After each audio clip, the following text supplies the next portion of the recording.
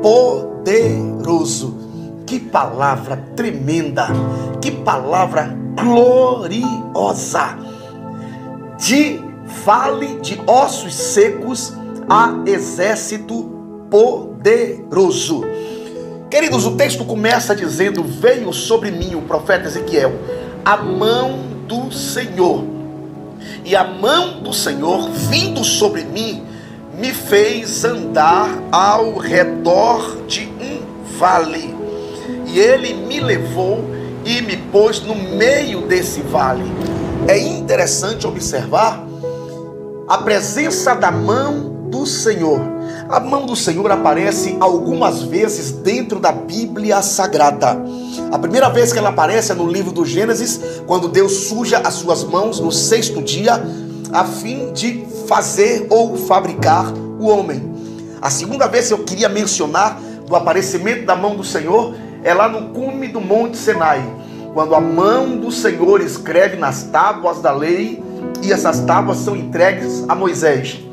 Terceira vez que eu quero mencionar a presença dessa mão é quando lá em Babilônia, o imperador babilônico decide fazer uma festa e tomar bebida dentro dos vasos que foram trazidos de Israel, vasos sagrados para Deus.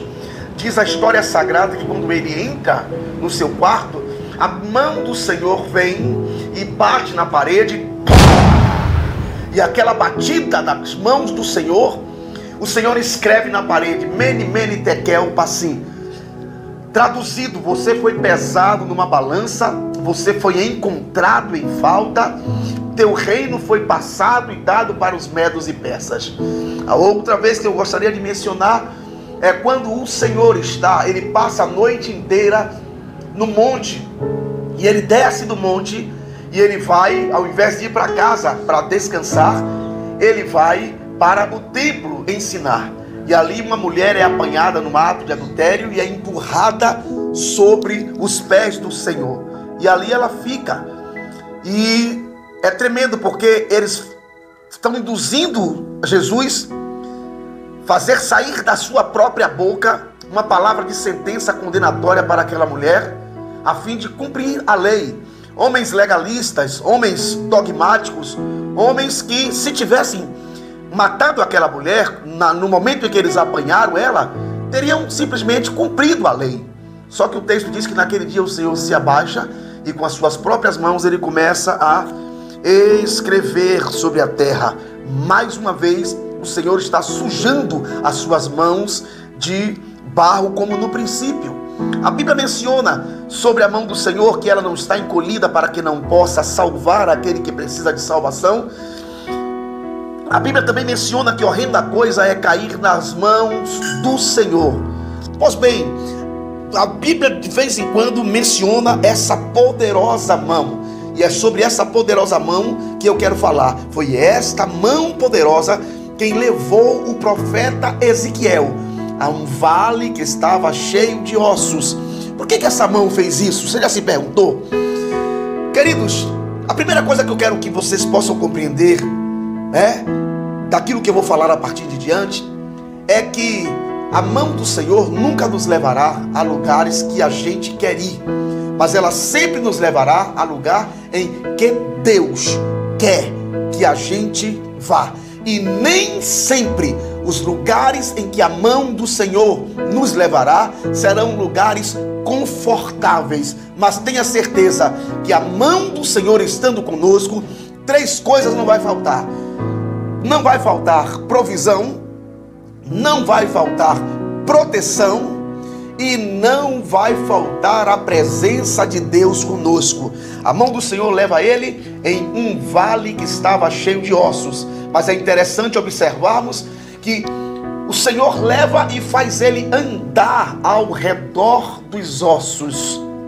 E quando ele observa, ele percebe que não era um vale de ossos secos. A situação dos ossos era sequíssima, um superlativo, sem nenhuma condição de vida. E a Bíblia diz que Deus lhe faz uma pergunta: filho do homem, poderão esses ossos reviver? Queridos, eu fico me colocando na posição desse profeta. Olhando para aquele vale, a resposta era não. Mas olhando para quem estava perguntando, a resposta era sim. Então ele olhava para o vale, resposta não. Olhando para quem perguntava, a resposta sim. E ele, como um ser humano, permeando entre o sim e o não, entre o pode e o não pode, ele abre a sua boca e diz: Senhor, tu sabes. É o Senhor quem sabe, eu não sei. Eu percebo que o profeta se mostra um ser limitado naquele momento. E eu percebo a humildade dele em reconhecer as suas limitações. Eu percebo que hoje muitas pessoas não reconhecem as suas limitações, as suas imperfeições, e sempre terminam quebrando a cara por isso. Queridos, Deus então vai dizer para ele, Deus vai fazer para ele uma proposta. E a proposta de Deus é a resposta de Deus. A resposta não foi pode ou não pode. A resposta de Deus foi: vamos trabalhar. Abra sua boca e profetiza sobre esses vales, sobre esses ossos que estão sobre o vale, e diga para eles: osso seco, escutem a palavra do Senhor. O que vai entrar em cena agora é a palavra transformadora, é a palavra que modifica, é a palavra que liberta, é a palavra que vivifica, é a palavra que transforma, é a palavra que dá vida, é a palavra que levanta, é a palavra que cria, é a palavra que é o poder de Deus para a salvação daquele que crer. É a palavra que o céu passa, a terra também, mas a palavra do Senhor permanece para sempre. Deus vai pedir ao profeta que se utilize da palavra. E profeta que é profeta, utiliza-se da palavra. E ele começou a profetizar, diz a Bíblia, conforme o Espírito lhe concedeu que ele profetizasse, conforme Deus havia mandado. Ele está aqui debaixo da obediência. Manda quem pode e obedece quem tem juízo. E ele começa a profetizar. E na proporção que ele profetiza, as coisas vão acontecendo. Porque na proporção que a palavra de Deus é liberada, diz as Escrituras, ela não volta atrás, ela não volta vazia. Antes ela faz aquilo para que ela foi determinada. E ele vai profetizando, e as coisas vão acontecendo como ele vai profetizando. Isso é que é fantástico, esse poder da palavra. E aí de repente tudo começa a acontecer, os nervos vêm, e aqueles ossos já não estão mais em condição de ossos secos. A sua condição agora é de seres humanos, mas ainda não tinha espírito.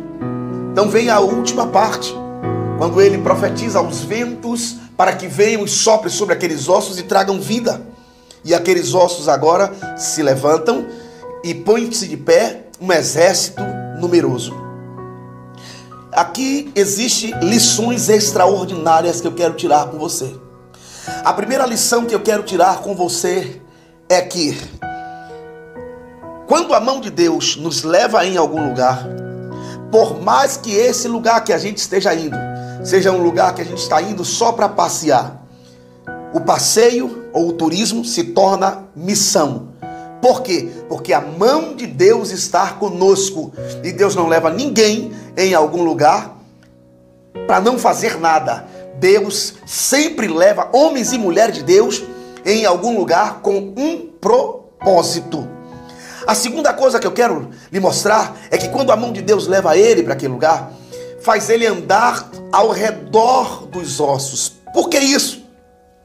Você não vê o profeta pisando sobre os ossos, mas você vê ele andando ao redor.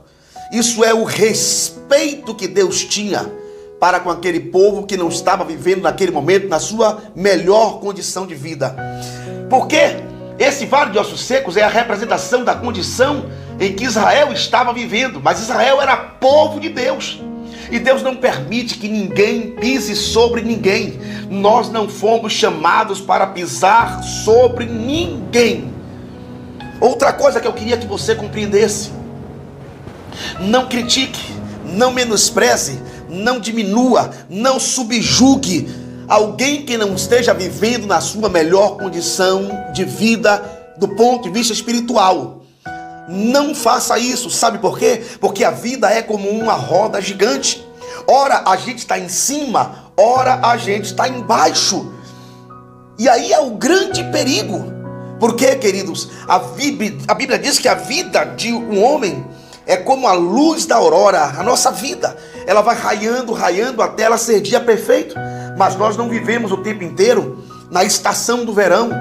A vida de um servo de Deus passa pelas 4 estações. Pela primavera, onde ele frutifica. Passa pelo outono, onde as folhas caem. Passa pelo inverno, onde há frieza espiritual. E passa pelo verão, que é o momento onde ele está mais fervoroso. E assim sendo, querido, existem momentos que nós não estamos tão fervorosos assim. Mas isso não é motivo para que ninguém possa subjugar a nossa vida, possa menosprezar. Sabe por quê? Porque Deus entra na história. E quando Deus entra na história, Deus modifica tudo. E a última coisa que eu queria dizer para você é o seguinte: quando Deus entra na história, vale de ossos secos se tornam exército poderoso. A história começa com a mão de Deus levando um profeta a um vale de ossos secos. Mas a história termina dizendo que Deus, por ter entrado na história, o vale de ossos secos se torna um exército poderoso. Que Deus entre na nossa vida. Que Deus entre e modifique a nossa vida. Por fim, eu farei uma pergunta. E eu terminarei com esta pergunta. Nessa história, quem somos nós? Com quem você se parece? Quem é você nessa história? Vale de ossos secos? Você é um profeta ou você é Deus? Eu quero começar respondendo, fazendo a eliminação de quem nós não somos. Nós não somos Deus. Então só restou para nós 2 coisas. Ou somos ossos secos, ou nós somos profeta. Se você é ossos secos, não se preocupe. Deus mandará um profeta para a sua vida. E se você é profeta, Deus te enviará a um vale de ossos secos para que você profetize. Profetize no meio do caos. Porque profeta do caos, o mundo está cheio. Deus precisa e Deus quer profetas que profetizem no meio do caos. Que traga vida aonde não tem vida. Que traga esperança aonde não há esperança. Porque para isso se manifestou o Filho de Deus. Para desfazer as obras do diabo. Que Deus abençoe a sua vida e que essa palavra possa achar guarida no teu coração. Fiquem com Deus e até o próximo vídeo.